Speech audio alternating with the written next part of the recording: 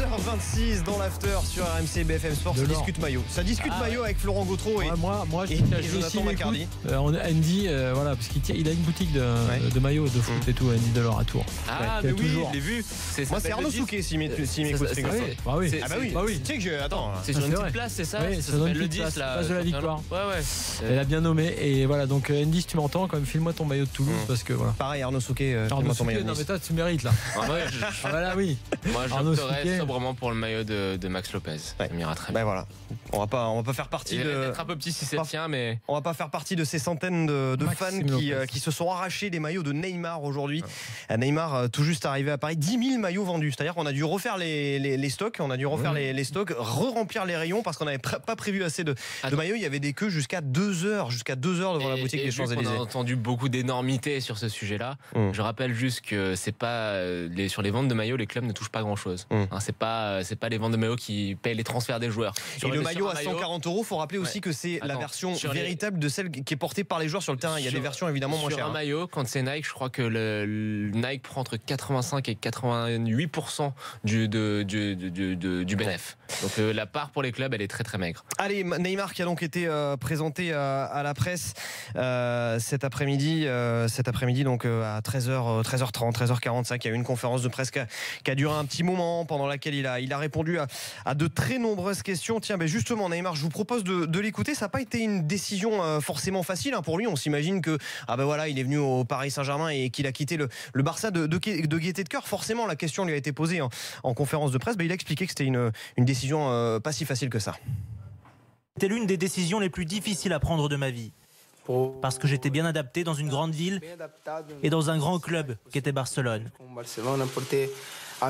J'ai des amis dans le club, des joueurs fantastiques. Ça n'a pas été facile, je vous le garantis.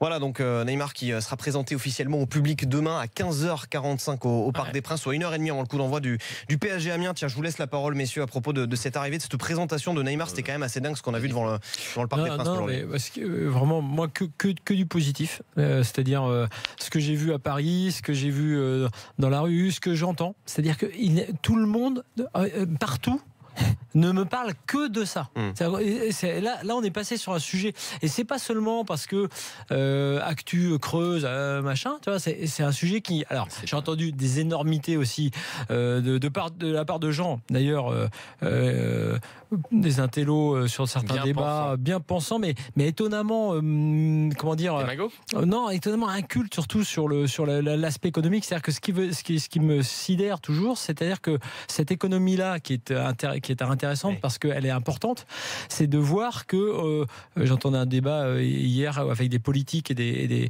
des intellectuels qui étaient toujours sur le montant, tu vois, comme ça, dans l'absolu, sur 222 et 30 millions pour le salaire. Que c'est une économie qui déconnecte, qui est différente de l'économie. C'est une économie qui fonctionne. Mais ce qui est marrant, c'est que d'ailleurs, on ne on reprochera jamais des salaires à des dizaines de millions de dollars pour des acteurs d'Hollywood et des films qui coûtent je sais pas combien de centaines de millions. Ça, c'est que soit t'as une bulle et qui va exploser, ce qui peut arriver parfois. Et puis soit tu as, et c'est le cas ici, des droits télé. Oui, il faut regarder le fondamental. Tu as des trucs en face, tu vois, à chaque fois. 222 millions. Moi, ce qui me sidère, pour revenir au prix, dans ce cas-là, et pour reparler du PSG, c'est pas de payer Neymar 222 millions, c'est de payer Krikoviak 45 millions. Voilà. Mais non, mais ça, c'est. Non, mais ça, et ça, on peut dire. Et ça, on peut dire qu'ils ont été mauvais. Benjamin Mendy, 57 millions. Ouais, mais non, pas forcément. Ça reste à prouver encore. Faut voir. Parce que, mais ce que je veux dire, c'est que si tu prends un joueur que tu ne rentabilises pas, puisqu'on parle rentabilisation du joueur avec les maillots et autres, 45 millions pour Krikoviak, tu vois, par exemple, ça, quelque 10 part. ou 7, je crois. C'est te dire, là, quand on parlait de la structure du PSG, du directeur sportif et tout, t'as l'impression que là il y a un alignement des planètes parce que tu as un directeur sportif qui a géré des cas des départs notamment qui étaient mal embarqués comme ceux de Sirigu où on était en gros trop généreux avec eux, etc. Puis derrière qui recrute et après qui prend Neymar. Mais Neymar qui soit à 220 ou à 340 millions, ça change pas grand chose pour le Paris Saint-Germain. Après le truc plus généralement que j'entends et qui est bien, c'est que là tu es quand même dans une dimension qu'on n'a jamais connue. C'est-à-dire que franchement, on peut dire ce qu'on veut, mais Cavani, pour tous les spécialistes de foot, Cavani est un excellent joueur. Il n'y a aucun débat là-dessus. Top joueur. Mais Neymar, il réunit tout. C'est-à-dire que moi, quand j'ai vu Neymar en 2014 au Brésil avec sa sélection, que j'ai vu qu'il avait les épaules pour être le taulier mental d'une équipe qui justement est Thiago Silva alors et qu'il le avait contre-exemple. 21 ans à l'époque. Alors qu'il avait 21 ans. ans. Quand tu vois ce que fait ce mec, c'est-à-dire que ce gars-là, il a réussi à s'imposer à Barcelone, il a réussi à s'imposer dans la sélection brésilienne. Combien on a dit de joueurs en sélection que ça allait être les nouveaux Zico, les nouveaux Pelé, les nouveaux machins. Moi, je dis juste, regardez la Coupe du Monde 2014, et là, tu as compris que tu avais affaire à un crack. Que ce crack-là, mieux que Messi et Ronaldo pour des raisons d'âge, puisqu'il n'a que 25 ans, arrive en Ligue 1 et au PSG, pour moi, il n'y a pas de débat. De toute manière, juste dans les chiffres comme ça, je te laisse la parole après, il est quand même énorme. 77 sélections à 25 ans. Ça, c'est quand même juste énorme pour le Brésil. Jonathan. Alors deux choses déjà, on peut un peu fanfaronner parce que on peut dire que c'est dans cette émission qu'on a annoncé avant tout le monde que Neymar s'était fait. Flo avait dit quelque chose après je crois que c'est toi qui avais dit après le 600 que ça apporterait que du positif. Oui, enfin moi honnêtement, j'ai d'être honnête. C'était osé et t'avais raison, bravo. Non, je m'attendais pas à Neymar. Je me disais juste que le PSG, ce sera un mal pour un bien, parce que je pense que si le PSG s'était qualifié suite à son match aller, on serait resté avec la structure sans directeur sportif. Voilà. On serait resté peut-être, avec des choix entre deux et des non-choix. De là aller jusqu'à Neymar, je t'avouerais que je savais pas, je pensais pas. C'est un mal pour un bien. En tout cas, oui, le PSG est mieux comme ça. Quand tu parles d'alignement des planètes par rapport à Enrique, je pense qu'au contraire, je pense que c'était quand même calculé. Enrique, ils l'ont pas pris au hasard, même si on sait qu'ils ont essayé de prendre Berta de l'Atlético. Enrique, comme on l'a dit hier, c'est quelqu'un qui est habitué à travailler avec un certain Zahavi. Donc je pense qu'ils avaient Neymar, on sait que ça fait depuis avril qu'ils essayent de le faire. Je pense qu'ils l'ont pris pour faciliter ce transfert-là et pourquoi pas ouvrir d'autres deals à l'avenir. Alors après, là où ce qui m'a intéressé cet après-midi, c'est d'entendre dans la conférence de presse Nasser, parmi un flot de robinet, un flot d'eau tiède, nous dire quelque chose d'intéressant, à savoir que Neymar coûterait 2 fois plus dans 2 ans, c'est ça? Écoute, moi je suis assez d'accord. Je pense que le Paris Saint-Germain de QSI, c'est le premier joueur global qu'ils ont. Zlatan Ibrahimovic, qui était la figure de proue du projet, est un très très bon footballeur, un excellent footballeur, un footballeur extraordinaire, mais n'a pas le potentiel, n'a jamais eu le potentiel marketing qu'a eu Neymar. Le Barça, quand le Barça continuait à nier les contacts avec le Paris Saint-Germain en pleine tournée américaine, on sait que c'est parce que le FC Barcelone cherchait à nouer d'autres contrats de sponsoring et que Neymar a une importance folle là-dessus.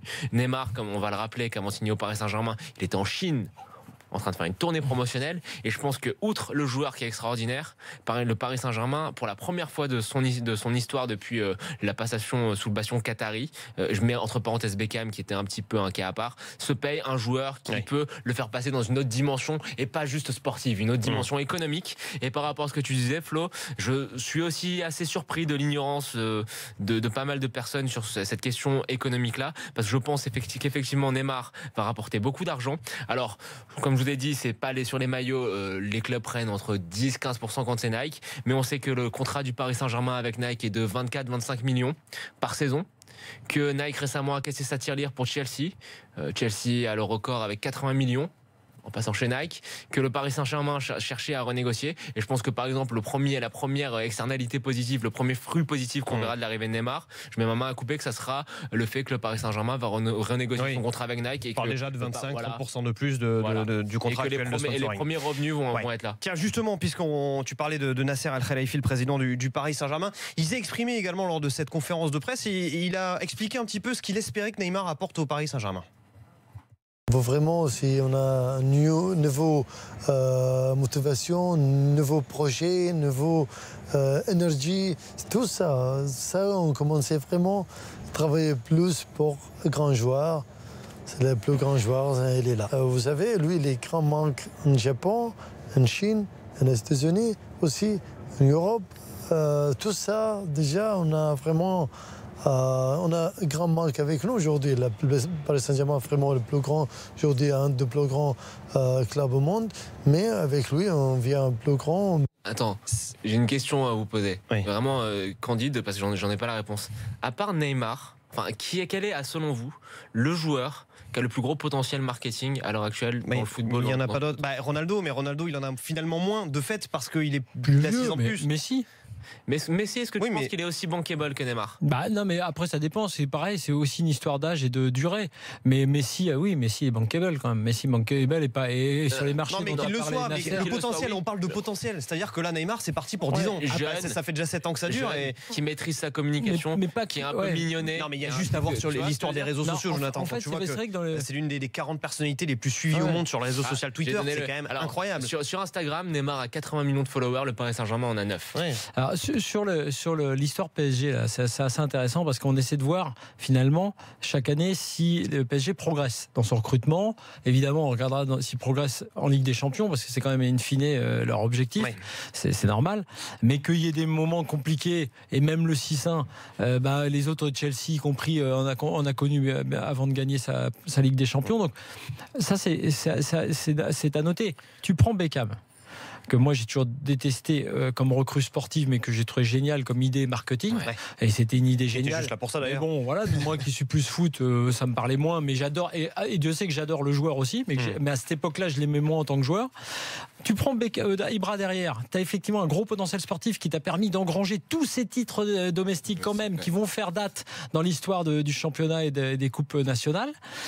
Et donc c'est autre chose. Et là, effectivement, t'as tout.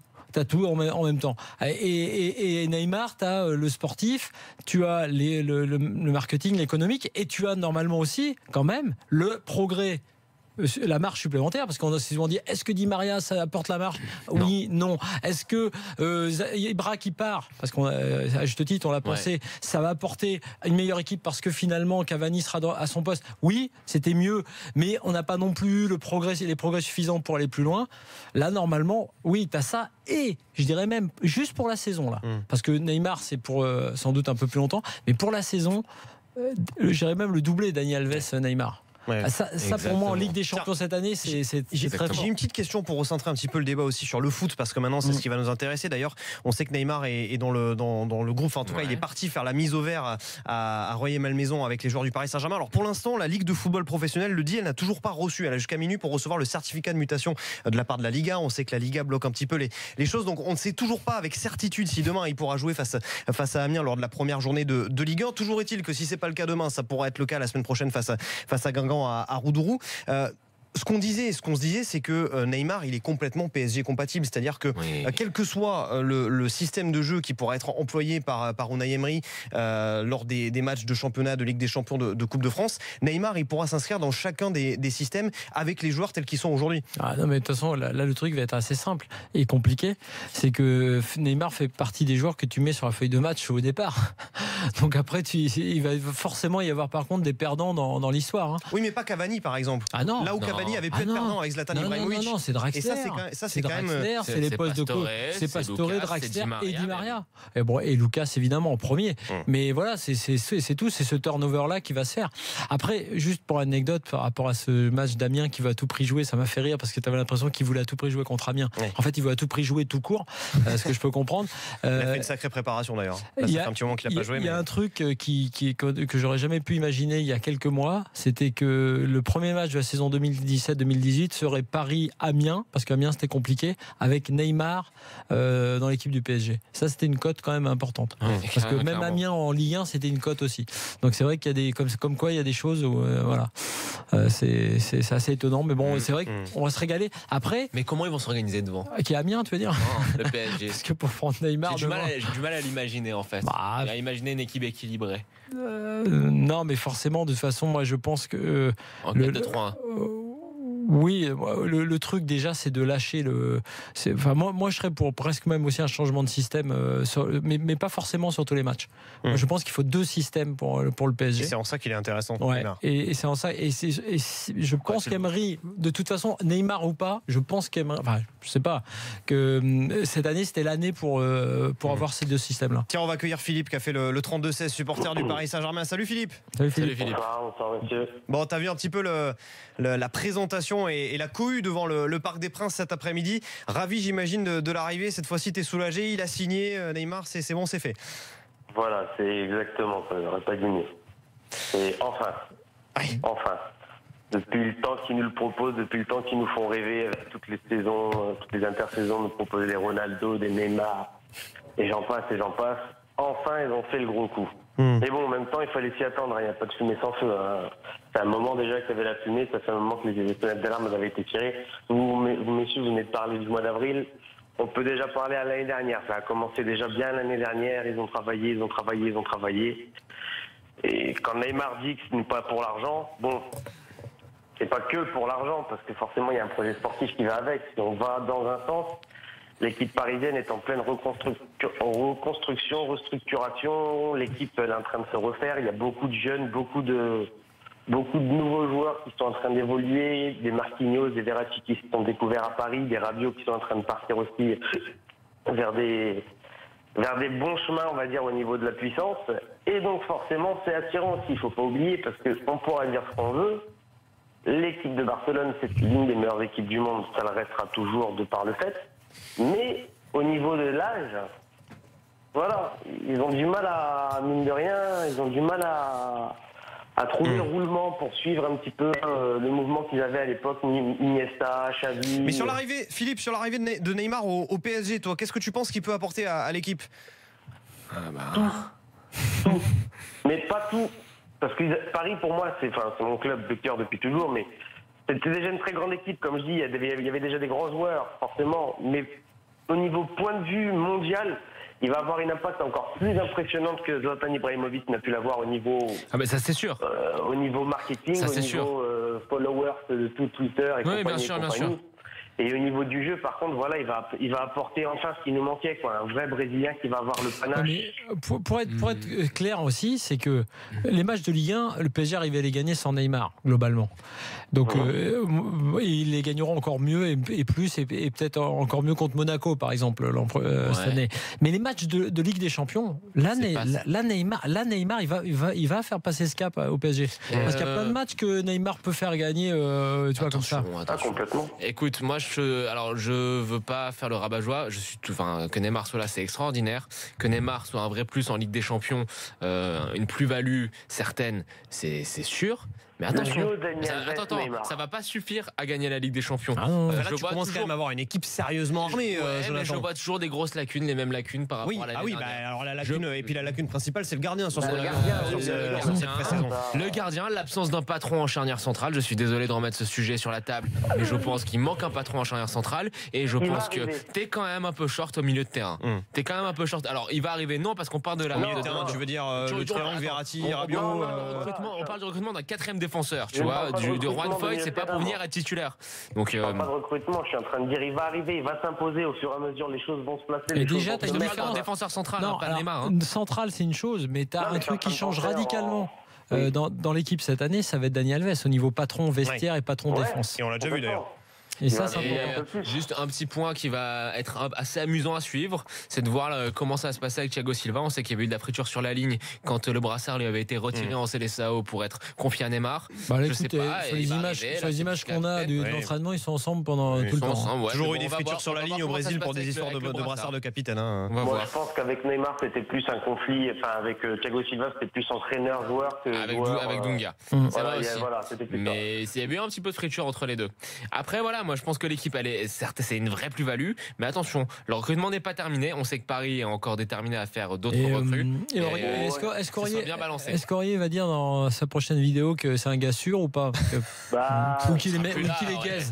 Il sera plus là. Après, ça, c'est des extra sportifs, c'est un petit peu n'importe quoi. Il sera plus là, le petit Aurier. Mais sinon, si je peux me permettre, pour revenir un petit peu par rapport à Neymar, le championnat français, etc. Beaucoup de critiques au niveau, beaucoup de journalistes, beaucoup de réseaux sociaux en général. Je ne parle pas de vous en l'occurrence, que je n'ai pas entendu, mais beaucoup de critiques sur le championnat français. Là, en l'occurrence, on parle de Amiens demain ils jouent Amiens. Oui. Mais entre guillemets, c'est une image. Hein. Mais qu'est-ce que Amiens a de moins que Gijón? Et alors? Par exemple.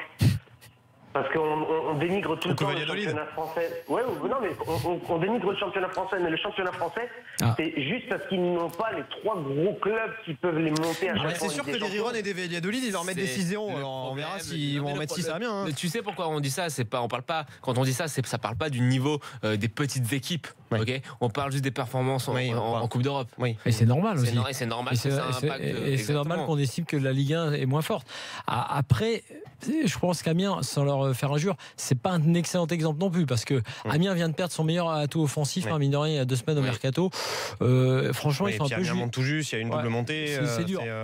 Moi, je suis pas sûr que, tu vois, par exemple, si tu fais Amiens-Rayron, je suis pas sûr que ce soit pour Amiens. Ça peut faire 4-2, 4-1. Je sais pas. Mais...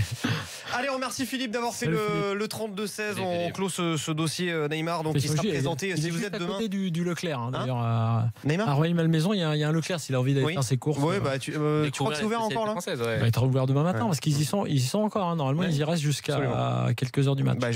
Ils arrivent au stade 1h30 avant le match. En tout cas, non, ils vont arriver beaucoup plus tôt parce que pour le coup, Neymar sera présenté lui 1h30 avant le coup d'envoi du match, 15h45 demain au Parc des Princes. Le coup d'envoi, c'est à 17h15 donc de cette rencontre entre le PSG et Amiens. Deuxième rencontre de cette première journée de Ligue 1 après la victoire de Monaco 3-2 face à Toulouse ce soir. Dans un instant, on va parler des tirages au sort des Coupes d'Europe, des barrages de Ligue des Champions et d'Europa League.